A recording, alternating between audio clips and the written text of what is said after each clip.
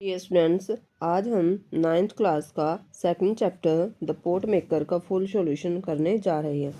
तो हम स्टार्टिंग में देखते हैं कि यहाँ पे हमें रिफ्लेक्ट एंड रिस्पोंड दिया गया है, जिसमें बोला गया है look at the picture and given below identify the vocation. हमें क्या करना होगा, जो हमें पिक्चर दी गई है इनका वोकेशन हमें आइडेंटिफाई करना है और उसके बाद 5 वोकेशंस के नेम और राइट करने हैं। तो हम देख सकते हैं कि जो फर्स्ट है, हम इसको ये बास्केट बना रही है तो इसको बास्केट मेकर बोल सकते हैं। और ये देखो पोट बना रहा है तो पोट मेकर, ये बुनाई का काम करिए इसको वीवर बोल लेंगे। और ये कारपेंटर है। जो 5 एक्स्ट्रा लिखने हैं उसके लिए आप कोई भी और वोकेशन के नाम लिख सकते हो, जैसे मैंने यहाँ पे कोबलर, टेलर, मैशन, गोल्डस्मिथ और डॉक्टर को राइट किया है। आगे सेकंड में हमें दिया work in pairs, discuss the following question and share your answers with classmate and teacher.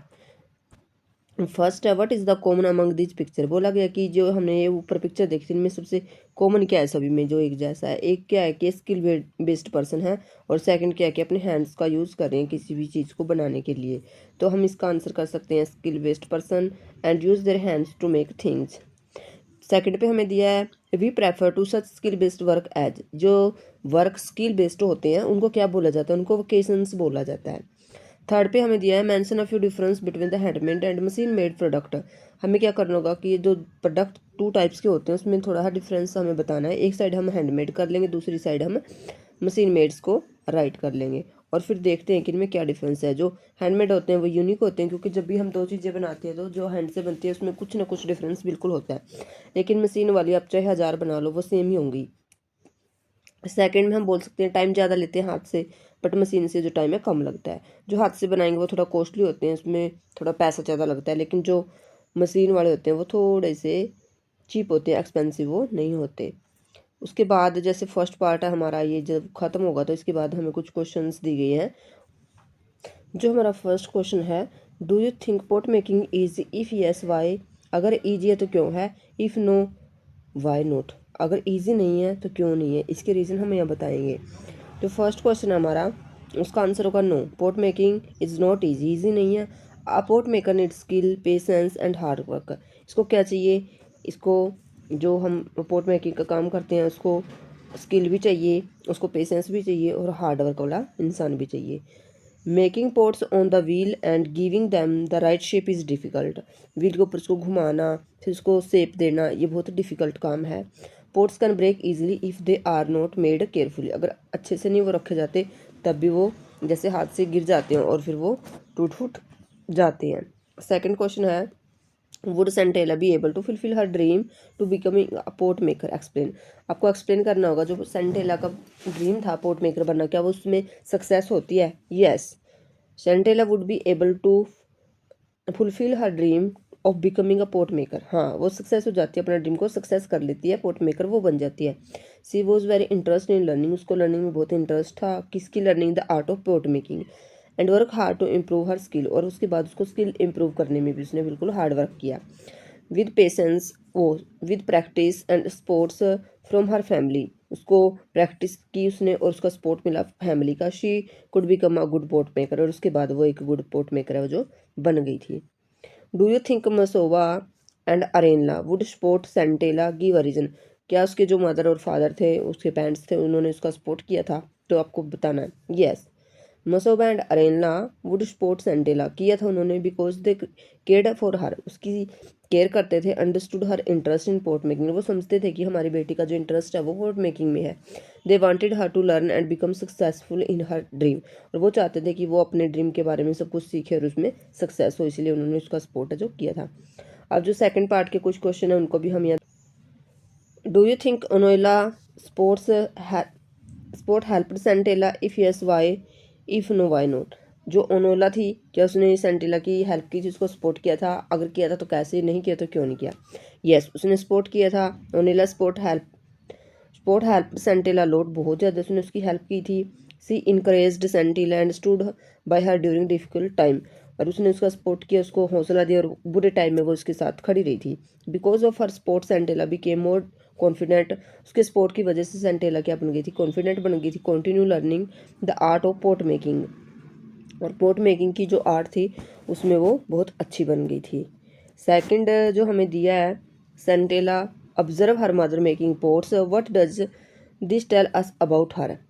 वो कहते हैं कि उसकी मदर को ऑब्जर्व करती जब वो पोट मेकिंग का काम करती थी तो इसके बारे में क्या बोला गया है। This tell us that Sentila is curious attentive and eager to learn. इसी में पता चलता है कि वो कॉर्सियस थी, अटेंटिव थी और एगर थी सीखने के लिए, क्यों उसको देखती रहती थी वो कैसे घुमाती है, कैसे उसको मिक्स करती है, फिर कैसे शेप देती है, सब कुछ। She carefully watches her mother, वो बिल्कुल केयरफुली उसको देखती थी, so that she can understand, जिससे कि वो भी समझ के सब कुछ कैसे उस स्किल को कैसे यूज़ करना है, and learn the skill of pot making. और इस तरह वो पोट मेकिंग की स्किल है जो वो सीख रही थी अपनी मदर को ऑब्जर्व करके।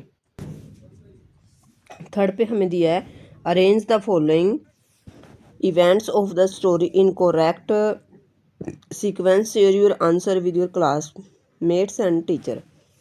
जैसे हमें दिया है, हमें क्या करना होगा स्टूडेंट्स, इनको जैसे स्टोरी में कोई भी इवेंट है जो आया पहले आया उसको पहला नंबर, सेकंड वाला, फिर थर्ड वाला, ऐसे हमने अरेंज करना है। तो हम देखते हैं कि Sentela was passionate about pottery but did not share it with her mother. इसको हम फर्स्ट बोलेंगे, क्योंकि पहले उसका क्या था, इंटरेस्ट था, लेकिन उसने उसकी मदर को नहीं बताया। और फिर हम देखते हैं कि जो सेकंड है हमारा, सेकंड वाला कौन सा होगा, ये थोड़े से बाय मिस्टेक आगे पीछे हो गए हैं। सेकंड हम लिखेंगे, Centella overheard her mother saying that pot making was a thrilling job and that she earned very little from it। तो इसको हम सेकंड करेंगे। फिफ्थ वाले को जो सिक्स नंबर पे स्टेटमेंट दी है हमारे सेकंड नंबर पे स्टेटमेंट आएगी, और जो थर्ड नंबर पे आएगी हमारी ये आएगी, Sentela observe how other expert potters crafted beautiful pots number पे रखेंगे। और फिर फोर्थ नंबर पे हम देखते हैं कि फोर्थ में हमारा कौन सा इवेंट आएगा। फोर्थ पे आएगा हमारा जो फर्स्ट वाला है, the village council called Masoba to know about Arenla's unwillingness to teach pottery to Sentila, भी इसको सिखाना चाहिए। उसके बाद ये वाली आई थी, फोर्थ हो गया हमारा। और फिर फिफ्थ पे हम चलते हैं, फिफ्थ नंबर पे हम कौन से वाला डालेंगे, फिफ्थ पे ही ये देखेंगे हम, Sentela learn the art of pot making for a year from her mother but was unsuccessful. उसने उसकी मदर से, ये 5 नंबर पे आएगा, पूरी साल आर्ट सीखी लेकिन उसने उसका कुछ भी नहीं आया। फिर हम देखते हैं कि सिक्स नंबर पे आएगा हमारा, Onola guide Sentila in the art of pot making. उसके बाद अनोला के पास उसको भेजा जाता है, फिर वो वहाँ से सीखती है, इसको हम 6 नंबर पे रखेंगे। फिर हम देखते हैं कि 7 नंबर पे हमारा क्या आएगा। 7 नंबर पे अनोला को सपोर्ट करने के बाद क्या हुआ था, Arena made a new batch of pots and asked Santilla to continue the work as she was unwell। ये जो 6 नंबर पे राइट किया गया इसको 7 कर देंगे हम। और इसके बाद फिर हम देखते हैं कि 7 के बाद 8 पे हमारा क्या आएगा, 8 पे आएगा हमारा ये, Sentila was able to make pots quickly and skilfully just one less than her mothers. Last में जो उसकी मदर के साथ वो बना रही थी उसने बहुत ही अच्छे बनाए थे, सिर्फ एक उसकी मदर से कम रह गया, इसको हम 8 नंबर देंगे। और फिर हमारा रहता है 9 नंबर। 9 नंबर पे हम देखते हैं कि 9 पे आएगा, Onola observe two row of pot inside the work shed which she felt was the work of 2 people. इसको हम 9 नंबर पे रखेंगे। तो वैसे इनको हम कर सकते हैं। आगे हमें क्रिटिकल रिफ्लेक्शन में दिया गया है, read the extract given below and answer the questions that follow. हमें क्या एक्सट्रैक्ट जगह, pounding the stubborn clay inside bamboo cylinders to soften it also tedious so many times I have dropped the mud out of sheer and have had to start all over again. It takes months to bring out a batch of pots after so much labor and the reward। वो कहते हैं कि इसको काम करने के लिए काफ़ी सारी मेहनत करनी पड़ती है लेकिन बाद में क्या मिलता है, कुछ रुपए। तो इसलिए वो चाहती है कि उसकी लड़की है जो क्या सीखे, वीविंग सीखे। उससे क्या होगा, काफ़ी सारे पैसे भी आएंगे और वो अपनी फैमिली के लिए क्लॉथ भी बना लेगी। और वो मैसी भी नहीं है जैसे पोट मेकिंग है। क्योंकि इसको ऑल सीजन में बना सकते हो, घर पे बना सकते हो, और इससे दूसरा क्या है कि शॉल भी बन जाएगा और रिटर्न भी होगा, वो भी हैंडसम होगा। आगे इसके बेस पर हमें कुछ क्वेश्चन दिए गए हैं। क्वेश्चन में सबसे फर्स्ट है, choose the correct reason for given assertion. The effort in making pots is far greater than returns. इसका मतलब क्या है कि जो हमें रिटर्न मिलता है वो डेप्थ ऑफ मेकिंग पोर्ट्स वो ज़्यादा है लेकिन रिटर्न जो उसका कम मिलता है। तो इसके लिए हम ये दोनों रीड कर सकते हैं। The process of pot making is excusing takes a long time yet gives the sense of satisfaction. इसका ये मीनिंग नहीं होगा। The process of pot making is quite tiresome है, लॉन्ग है और हार्डली जो अर्न्स है वो बहुत ही कम होता है। तो ये हमारी करेक्ट वाली स्टेटमेंट है। सेकंड पे हमें दिया है why does Arenla want Sentila to learn weaving.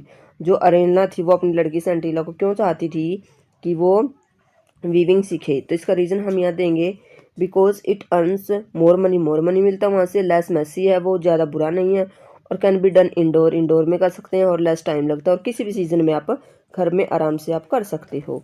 इसलिए वो चाहती थी कि उसकी लड़की है जो वीविंग का काम सीखे। फोर्थ पे हमें दिया है choose the sentence that uses the word handsome. Handsome का क्या मीनिंग है? हैंडसम का यहाँ पे मीनिंग सुंदर नहीं है, यहाँ पे होगा हैंडसम का मीनिंग प्रॉफिट है। सेलिंग दिस प्रॉपर्टी, कोई भी प्रॉपर्टी को बेचने के बाद जो हमें प्रॉफिट होता है उसको यहाँ पे हैंडसम बोला गया, हैंडसम अमाउंट उसको बोला जाता है। फिफ्थ हमें दिया है and the reward what is the author's purpose to using a question mark है। यहाँ पे एंड द रिवार्ड लिखने के बाद उन्होंने क्वेश्चन मार्क लगाया, तो इसका मीनिंग क्या है? ये the question mark is used here to emphasise disappointment. इससे क्या होता है कि जो उदासी है वो आती है, and highlighted how little the reward is after so much hard work. वो कहते हैं कि इतना सारा हार्ड वर्क करने के बाद भी जो रिवार्ड है बिल्कुल लिटिल है, बिल्कुल छोटा है। It creates a strong emotional effect. तो इससे क्या है कि एक स्ट्रॉन्ग इमोशनल इफेक्ट यहाँ से आता है। यहाँ पे हमारा थर्ड क्वेश्चन रह गया था state one advantage that weaving has over pot making as per the extract. तो इसमें वीविंग को अच्छा बताया गया और जो पोर्ट मेकिंग है उसको बुरा बताया गया। तो इसके लिए एक रीज़न देंगे क्यों। It can be done indoor in all season. Port जो वीविंग है उसको अच्छा इसलिए बताया गया क्योंकि इसको आप इंडोर में कर सकते हो, धूप से बच सकते हो, सर्दी से बच सकते हो, और पूरे साल भी ये काम चलता रहता है। सेकंड एक्सेप्ट हमें दिया गया ओनोला साहर टॉकिंग आउट सम क्ले। उसने कुछ क्ले को उठाया, फिर इम्प्लीमेंट्स लिए इसने, जैसे बास्केट है क्विकली, और फिर क्लम्सी एफर्ट्स के साथ उसने उसको पोर्ट बनाया, नोटिस किया। सेंटिला बिल्कुल टेंस में थी क्योंकि उससे कुछ बन नहीं रहा था। फिर रिजल्ट क्या होता है कि unable unwilling to yield the right shape, और शेप भी बिल्कुल अच्छी नहीं आती। Went Sentila wearily let the misshapen lump fall flat on the ground, और फिर उसके हाथ से वो छूट जाता है, ज़मीन पर गिर जाता है। तो अनोला आती है, फिर कहती है don't worry little one I shall teach you. मैं आपको सिखाऊंगी, बिल्कुल आप परफेक्ट पोर्ट बनाना सीख जाओगी। Sentila watched in the amazement on, बिल्कुल हैरानी से उसको देखती है कि वो कैसे बनाएंगी और कैसे वो बताएंगे। वो कहती है कि आप दोबारा से ट्राई करो।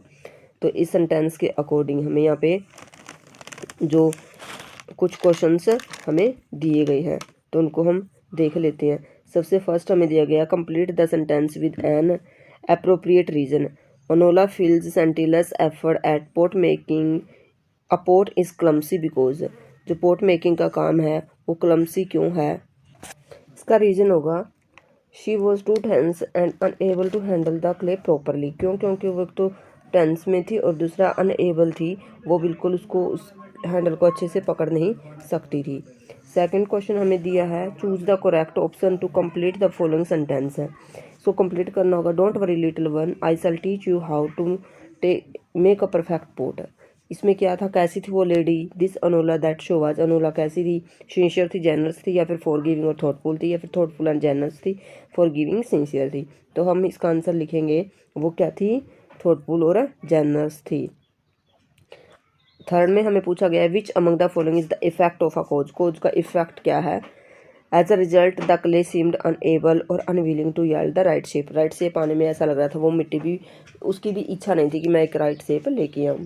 फोर्थ पे हमें दिया है ओनोला फैशन अ ब्यूटीफुल पॉट। उसने एक ब्यूटीफुल पॉट बनाया। जो फैशन वर्ड है उसका मीनिंग यहाँ पे क्या है? बनाना, क्रिएट करना यहाँ पे इसका मीनिंग हम बोल सकते हैं। फिफ्थ पे हमें दिया है how might Centella have felt when she saw the miss Apple lump fall flat on the ground.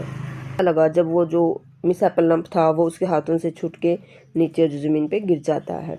तो इसका आंसर हम करेंगे सेंटिला माइट हैव फेल्ट डिसअपॉइंट। वो डिसअपॉइंट फील करती है, फ्रस्ट्रेटेड फील करती है, डिस्करेज हो जाती है जब उसका जो लंप है वो उसके हाथ से नीचे ज़मीन पे जो गिर जाता है। उसके बाद हमें क्वेश्चंस दिए गए हैं, इनको भी हम सॉल्व कर लेते हैं। फर्स्ट क्वेश्चन होगा describe the process of pot making followed by expert pot makers as observed by Sentila. तो इसका आंसर हम देंगे expert pot makers first collect clay and mix with water to make it soft. पहले क्या करते हैं, इसको कलेक्ट करते हैं, उसके बाद उसको सॉफ्ट करने के लिए पानी में मिक्स करते हैं। Then they knead the clay, फिर इसको कूटते हैं अच्छे से। Placed it on the potter wheel, और फिर पोटर के व्हील के ऊपर उसको रख देते हैं। वाइल द व्हील स्पिन, जैसे वो स्पिन करता है, दे shape the clay carefully with their hands into pots, फिर वो अपने हाथों की हेल्प से उसको बिल्कुल एक अच्छा पोट की शेप वो दे देते हैं। After that the pots are dried in the sun, फिर इसको सन में सुखाने के लिए रख देते हैं। फाइनली बेक्ड इन फायर, और फिर फायर में इसको बेक करते हैं। Then make hard and strong, और इसमें बहुत ज़्यादा उनकी हार्ड वो बन जाते हैं, और बिल्कुल स्ट्रॉन्ग पोट है वो जो बन जाते हैं। सेकंड हमें दिया है what warning was given to Masoba by the village council. जो विलेज काउंसिल के लोग थे उन्होंने मसोबा को क्या वार्निंग दी थी। The village council warn Masoba not to keep the knowledge of pot making only within his family. उन्होंने बोला था कि जो पोट मेकिंग की एक कला है जो आपकी वाइफ को आती है, उसको सिर्फ अपने पास ही नहीं रखना चाहिए। ये क्या है, इंडिविजुअली फॉलो नहीं करता, ये पब्लिकली होता है। They said that tradition and skill belong to the whole community, ये सारी कम्युनिटी को फॉलो करती है। And should be shared with other, इसको हमें दूसरे लोगों के साथ शेयर करना चाहिए, इसलिए आप लोगों को भी अपनी बेटी को ये कला जो सिखानी होगी। थर्ड क्वेश्चन हमें दिया है how did Sentela feel when she failed at pot making even after a year of training with her mother. उसको कैसा फील हुआ एक साल की ट्रेनिंग के बाद भी जब उसको पोट मेकिंग अच्छे से नहीं आई। सेंटेला फेल्ट वेरी सैड, वो सैड हो गई, डिसअपॉइंटेड हो गई और फ्रस्ट्रेटेड हो गई। शी लॉस्ट कॉन्फिडेंस, उसका गिर गया। Because even after practising for a long time she could not make good pots like expert pot maker. क्योंकि एक साल की ट्रेनिंग के बाद भी वो एक्सपर्ट पोटर के जैसे पोट नहीं बना सकती थी, इसलिए वो बिल्कुल ज़्यादा टूट गई थी। फोर्थ क्वेश्चन है हमारा Onola stood there for a long time as if trying to observe a new phenomena explain. वो काफ़ी टाइम के लिए उनको देखते रही, इसका क्या मीनिंग हो सकता है, एक्सप्लेन हमें करना होगा। Onola was surprise to see the new ideas and changes happening around her. वो देख रही थी एक न्यू आइडिया और एक जो चेंजिंग हुआ था उसके आसपास है। सी स्टूड साइलेंटली, वो वहाँ साइलेंटली खड़ी रही, thinking deeply and trying to understand this new way of learning. और नए तरीके को देख रही थी जो उसने लड़की ने पोट मेकिंग में यूज़ किया था। And sharing the art of pot making, और उस आर्ट को भी वो बिल्कुल अच्छे से देख रही थी जिसमें उसको ने पोट मेक बनाए थे। जो फिफ्थ क्वेश्चन है हमारा the tradition and the history of the people did not belong to any individual, what does it symbolises. ये क्यों बोला गया है कि जो हमारे हिस्ट्री या फिर ट्रेडिशन होते हैं वो सिर्फ एक से बिलोंग नहीं करते, वो पूरी सोसाइटी से को बिलोंग करते हैं। एक्सप्लेन हमें करना होगा। This means that culture traditions and knowledge are the shared property of the whole community, ये हमें होल कम्युनिटी में शेयर करना होता है। No single person can claim ownership over them, एक अकेला आदमी इस पे ये ओनरशिप नहीं कर सकता कि ये सिर्फ मेरी है। Because they are pass down from one generation to another generation for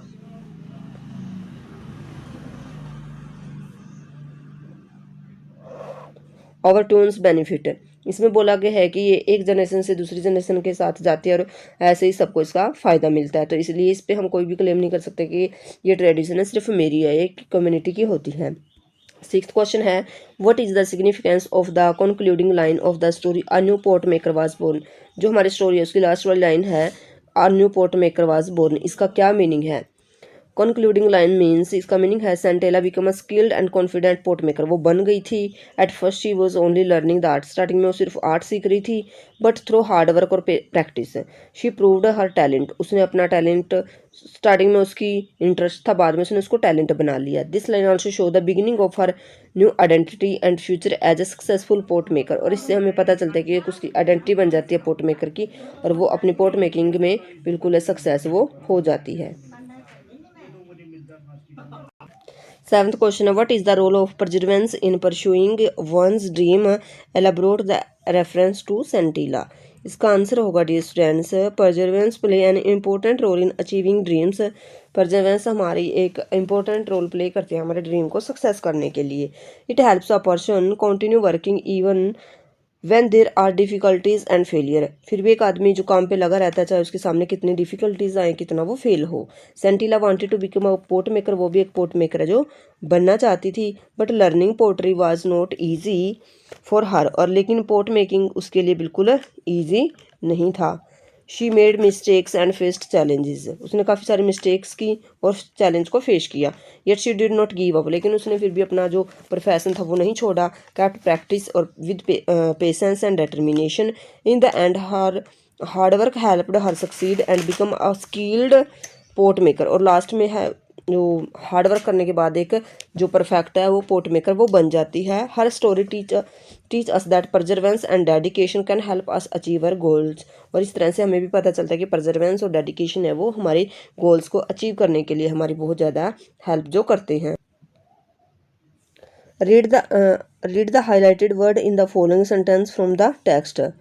first हमें दिया she taught Sentela how to dig the clay to load it on her carrying basket है। जैसे हमें अंडरलाइन वर्ड्स हमें यहाँ पे दिए हैं, टूल्स हैं, कुछ मटेरियल हैं और कुछ प्रोसेस हैं, वो किसके पोट मेकिंग के। Now classify the words phrase given in the box as show in the table below. One example for each category has been done for you.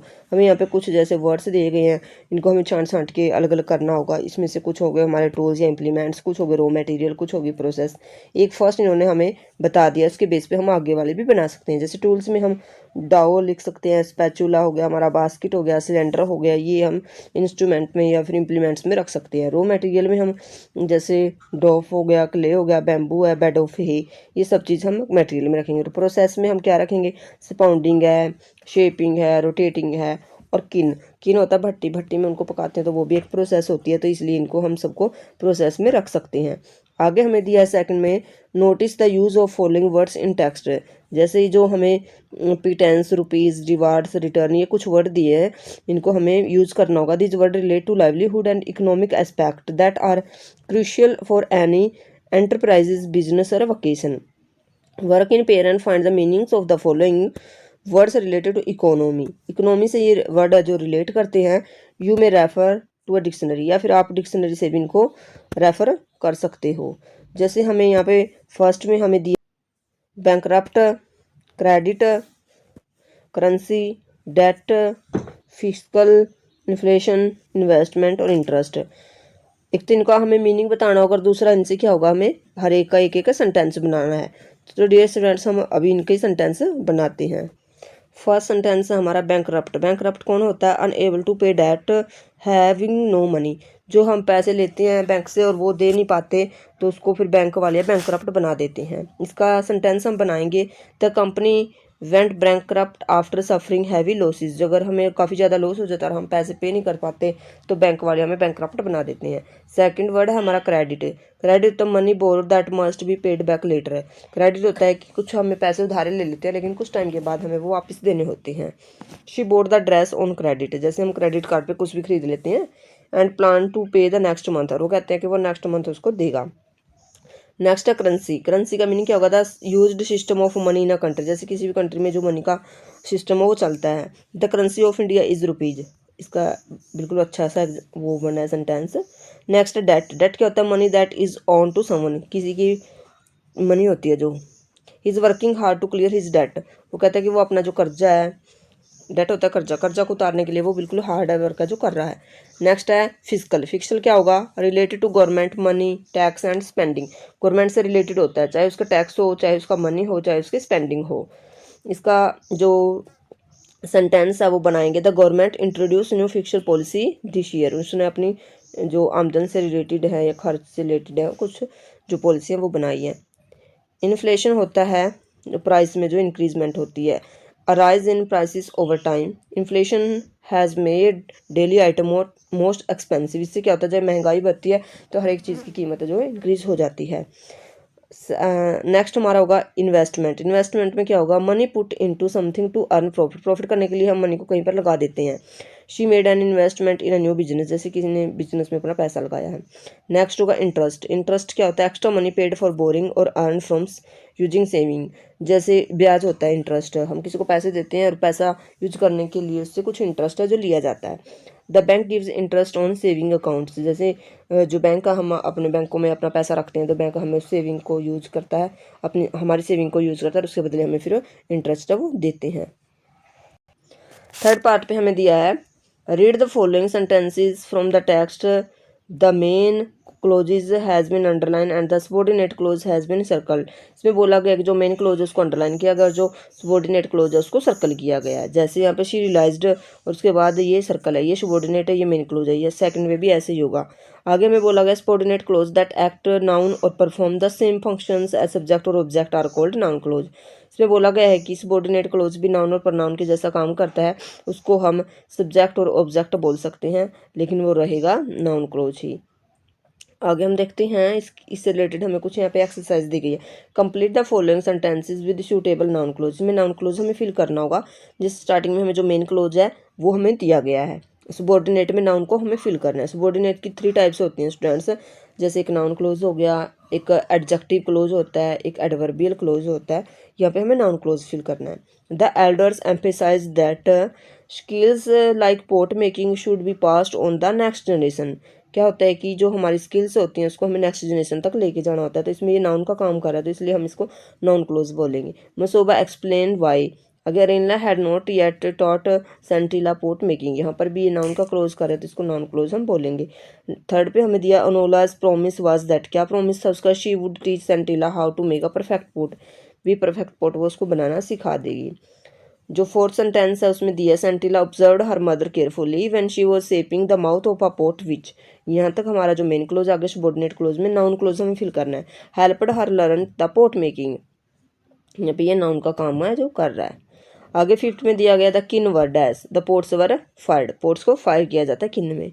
Required careful attention to prevent over और under firing, और हमें ये देखा जाता है कि वहाँ पे ओवर और अंडर फायरिंग ना हो। यहाँ से हमें पता चलता है कि जो मेन क्लोज था वो हमें दिया गया था, और सबॉर्डिनेट क्लोज में हमें नाउन क्लोज है जो फिल करना था, जो हमने अच्छे से फिल कर दिया। आगे सेकंड पे हमें दिया है read the following sentence from the text underline the main close and circle the subordinate close.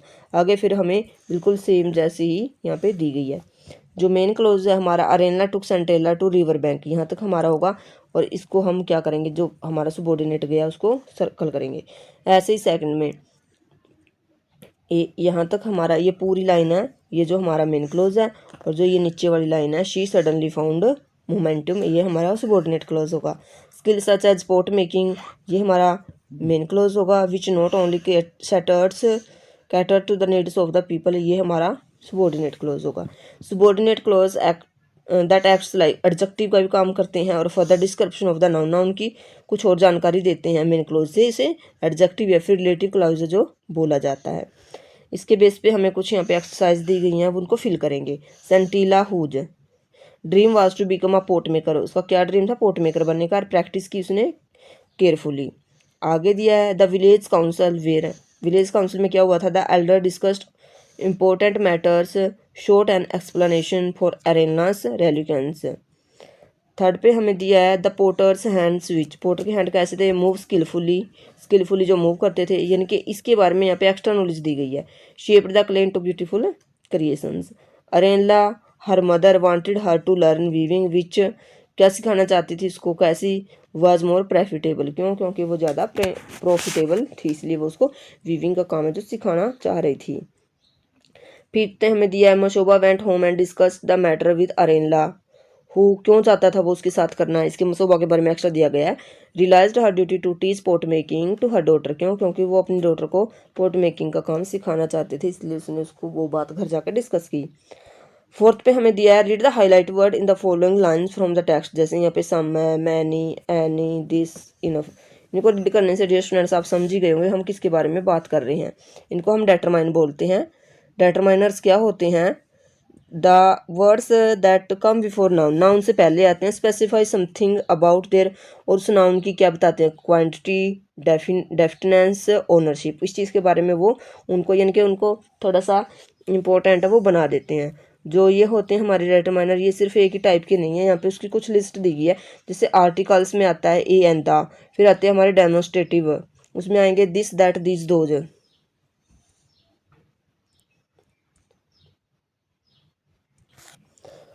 आगे हमारे पोजेसिव होते हैं स्टूडेंट्स, पोजेसिव में आएंगे जैसे my, our, your, his, her, its, their, one's. उसके बाद है डेफिनेट, डेफिनेट में जैसे 1 2 3, और कुछ होते हैं इंडेफिनेट, इंडेफिनेट में हमें सिर्फ आइडिया होता है, पक्का नहीं पता था कितने हैं, जैसे some, any, no, all, both, much, many, few, less, several, little. और उसके बाद हमें एक टाइप हो रहा है डिस्ट्रीब्यूटिव। डिस्ट्रीब्यूटिव में होगा ईच, एवरी, ईदर, नीदर। ये इतने सारे हमने रीड किए यहाँ पे। Find out some more determiners from the text. अगर आपको लगता है कि टेक्स्ट पढ़ने के बाद आपको और कुछ मिलते हैं तो आप उनका भी लिस्ट है जो बना सकते हो। सेकंड पे हमें दिया fill the blanks with suitable determiners. The first 2 blanks have been done for you. 2 आपके लिए बना के दिए, बाकी आपने अपने आप फिल करने होंगे। The florist arranged 5 bucket. जैसे यहाँ पे डेफिनेट आया 5 है। फॉर हर यहाँ पे आ गया पोजेसिव है। क्लाइंट वर डिस्प्लेड इन, ये हमारा आर्टिकल आ गया। एलिजेंट फ्लोरल सोप। उसके बाद से बी में हमें दिया carpenter crafted. Unique table. Table कैसे थे? यूनिक थे, लेकिन कितने हमें नहीं पता कितने थे। And those becomes the centre piece, वो सेंटर पीस थे in that furniture collection. Furniture की जो कलेक्शन थी उसमें थे कुछ सेंटर पीस थे। आगे में दिया each of the apprentice in the culinary class demonstrate their knife skill during the intense cooking season। यहाँ पे देर क्यों बोला गया? क्योंकि अप्रेंटिक्स वो बिल्कुल ज़्यादा थे। यहाँ पे प्लूरल की बात की गई है, इसलिए हमने यहाँ पे इसके अकॉर्डिंग यहाँ पे हमने देर लगाया। हर एक की बात की है इसलिए ईच लगाया है। Some of the sculpture were displayed at the art exhibition, showcasing their diverse artistic skills। आगे हमें लिसन एंड रिस्पॉन्ड में डियर स्टूडेंट्स दिया है। You will listen to a man speak about stone statue. As you listen complete the given paragraph by filling in the blanks with the exact word from words you listen to. Transcript for teacher on page number 261। हमें क्या करना होगा? जो हमें 261 पे page पे transcript जो read करेंगे उसके रीड करने के बाद यहाँ पे ये जो मैं ब्लैंक्स दिए उनको फिल करेंगे। तो उसको देखते हैं हम। हमारी ट्रांसक्रिप्शन यहाँ से स्टार्ट होती है। जैसे you will listen to a man speaking about a stone statue. As you listen, complete the given paragraph by filling in the blanks with the exact word you listen to. Hello everyone, let me share what a stone statue is. Well, it is a statue made with stone. किससे बना होता है? Stone से। Usually by carving or assembling to form a visually interesting 3-dimensional shape। ये बच्चे assemble किए जाते हैं उनको स्टोन्स को, और फिर उससे क्या कौन सी शेप दी जाती है? 3D शेप इसको मिलती है। उसके बाद you see since early civilisation, जैसे आपने अर्ली सिविलाइजेशन में देखा होगा, stone has been used in architecture sculpture on the outside of buildings. तो बड़ी बड़ी बिल्डिंग्स होती थी उनके बाहर है जो स्टोन से बनी हुई जो मूर्तियाँ थी वो लगी होती थी। We can find evidence that even the earliest societies indulge in some form of stone work. वहाँ पे कुछ स्टोन वर्क होता था, जैसे इंडिया में, इजिप्ट में, ईरान में और ग्रीस में बिल्कुल आम मिल जाता है। However some of the most fascinating and mesmerizing evidence of stone sculptures can be found only in India। लेकिन जो कहते हैं कि बिल्कुल फैसिनेटिंग थी और mesmerizing थी वो सिर्फ इंडिया में ही मिलती हैं। यहाँ पे उन पर बहुत अच्छा काम किया गया था। I mean it when I say that this because you will definitely found evidence of stone monuments across the country। हमारी कंट्री में इस तरह के बहुत ज़्यादा एविडेंस आपको मिलेंगे, चाहे आप कहीं पर भी चली जाओ। You will now listen to the man speaking about। हमें सेकंड में आगे फिर दिया गया, जैसे इकट्ठा ही हम रीड कर लेते हैं, दोनों को इकट्ठा वहाँ पे फिल कर देंगे। और जो सेकंड स्टैंजा है, उस जो सेकंड पार्ट हमें उसके लिए बोला गया है, you will now listen to the man speaking about some steps involved. यहाँ पे हमें स्टेप्स की बात की गई है, भी पहले स्टेप कौन सा आएगा, सेकंड स्टेप कौन सा आएगा। Stone statue as you listen select the 6 correct steps out of the 9 given. 9 मिलेंगे वहाँ पे से हमें 6 स्टेप है जो फॉलो करने हैं। तो हम देख लेते हैं कब कौन सा स्टेप आता है। Show what is involve in the making of a stone sculpture. Quite obviously it all begins with choosing the stone. सबसे पहले क्या होंगे? स्टोन को चूज करेंगे। First of all a sculpture choose a stone according to the needful weight and dimension of the statue. फिर वो देखेंगे उसका वेट कितना है और फिर उसकी शेप कैसी चाहिए, उसके अकॉर्डिंग वो शेप उसको स्टोन को चूज करेंगे। When a sculpture carve a stone she or he begins by removing large unwanted portion of the stone. फिर जो उसका लार्ज पोर्शन होता है उसको रिमूव कर देंगे सेकंड नंबर पे। थर्ड पे क्या करेंगे? After that the craft of bringing out the imagined shape from the block of stone बिगर। फिर वो जो उनकी शेप होती है उसको स्टार्ट कर देते हैं। Different tools are use to do this. और फिर इसके लिए वो अलग अलग तरह के टूल उनको यूज़ करते हैं। फिर आगे बोला गया however this is not all. इसके लिए सब कुछ नहीं होता। You she The fully dimension form is created for the first time in the stone itself as the sculpture removes material sketches on the block of फिर उसके ऊपर sketch करते हैं and develop the work along the way फिर सारा दिन वो उस पर लगे रहते हैं. The statue is then detached from the block of the stone and the sculpture refine it with finishing touch. और सबसे लास्ट में फिर जब उनको लगता है कि सब कुछ हो गया फिर उसको finishing touch वो देते हैं. I am sure that whenever you look at a stone statue next you will appreciate the work and skill more. Narrator कहते हैं कि नेक्स्ट टाइम जब आप स्टोन का स्टैचू देखो तो इतने सारे स्टेप्स को वो फॉलो करते हैं तो इसलिए आप उसको अप्रिशिएट करना क्योंकि उसके ऊपर बहुत ज़्यादा स्किल है जो लगती है.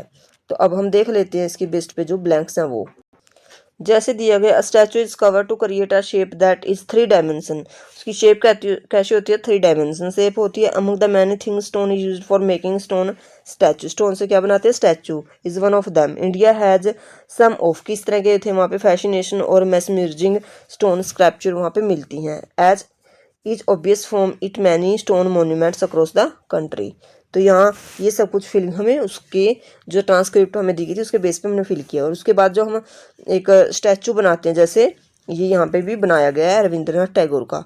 तो इस तरह हम देखते हैं कि कौन से स्टेप वो फॉलो करते हैं उसी बेस पे.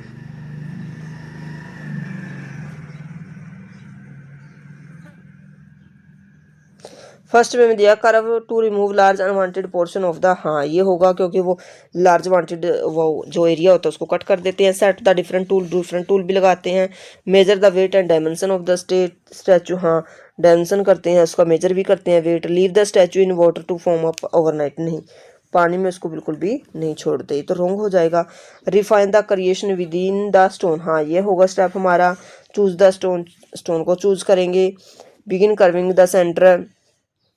ये हमारे 5 हो चुके हैं. जैसे detach the creation from the stone as the final touch. Work to bring out the imagined shape. हाँ एक ये होगा क्योंकि वो जो इमेजन शेप होती है उसको ऊपर काम करते हैं उसको शेप को फिर लेके आती हैं. इस तरह हमारे 6 स्टेप हैं वो हो जाते हैं.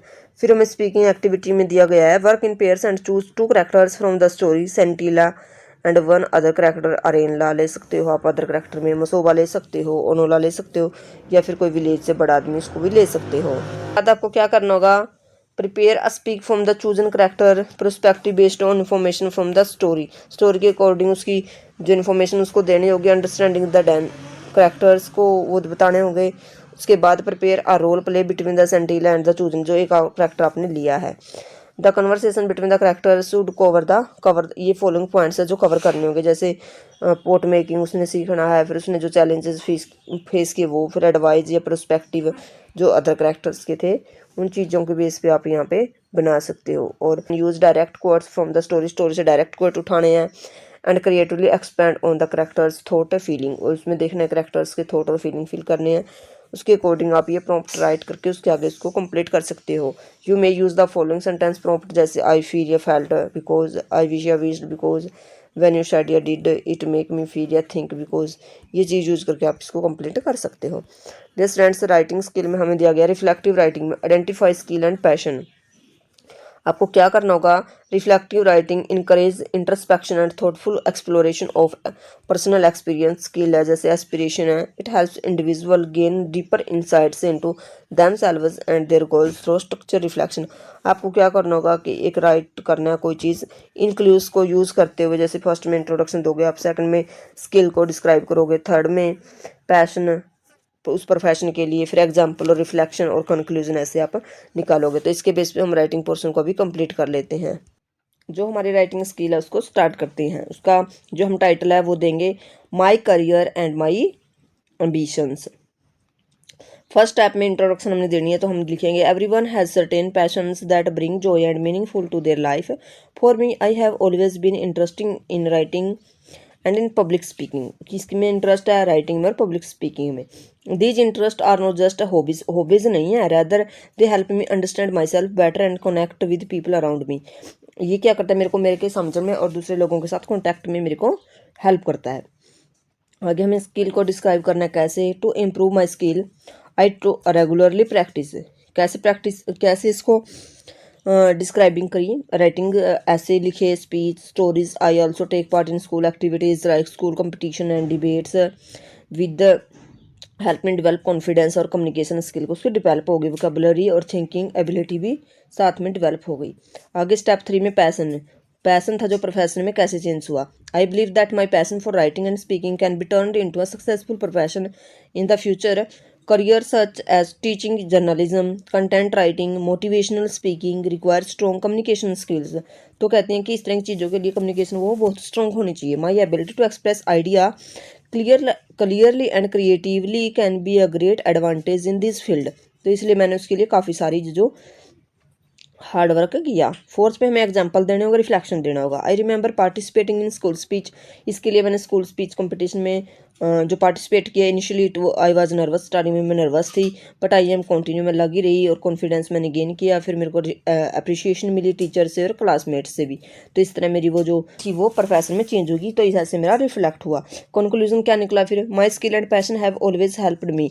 किस में हेल्प किया, understand my strength and interest more clearly. और मेरा इंटरेस्ट है बिल्कुल क्लियर होकर सामने आया। It has shown me that, और इसने मेरे को दिखाया with continue practice and dedication. किससे कॉन्टिन्यू प्रैक्टिस की मैंने, डेडिकेशन किया। I can turn my passion into a meaningful career. और उसके बाद जो मेरा करियर है बिल्कुल इसमें कॉन्टिन्यू हो गया। तो डियर स्टूडेंट्स, ऐसे हमने पूरा चैप्टर का सॉल्यूशन बिल्कुल अच्छे तरीके से कर दिया है। So thanks, watch this video.